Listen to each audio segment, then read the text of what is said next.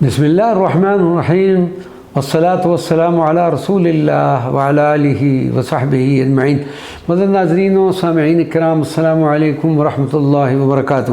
شیخ الاسلام سیف الدین باخرزی آپ رضی اللہ تعالی عنہ حضرت شیخ نجم الدین کبریٰ کے اعظم خلفاء میں سے ہیں۔ ظاہری علوم کی تکمیل کے بعد حضرت شیخ کی خدمت میں آئے۔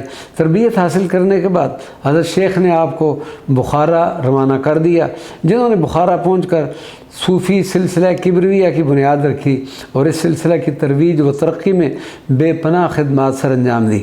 آخری عمر میں شیخ عالم کا لقب ملا۔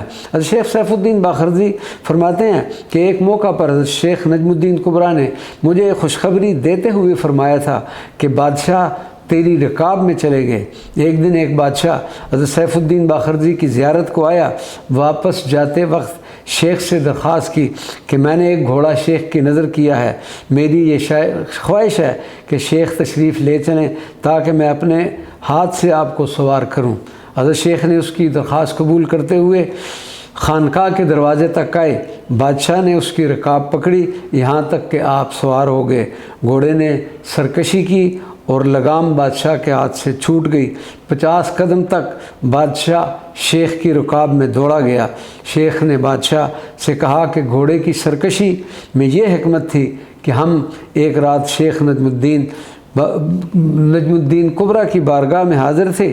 آپ نے اس وقت ہم کو خوشخبری سنائی تھی کہ تمہارے رکاب میں بادشاہ دوڑے گا، اور اب ہمارے شیخ معظم کی بات پوری ہو گئی ہے۔ حضرت شیخ سیف الدین باخرزی نے 658 ہجری وصال فرمایا اور بخارا شریف میں آپ کا مزار مبارک بنا۔ اس عظیم روحانی شخصیت کی بارگاہ میں حاضر ہوئے، ہدیہ سلام پیش کیا، فاتحہ شریف پڑھا اور آپ کے مرید بیان کلی خان کی قبر پر جو آپ کے بالمقابل بنی ہے وہاں پر بھی ہم نے حاضری کا شرف اور دعا پیش کی۔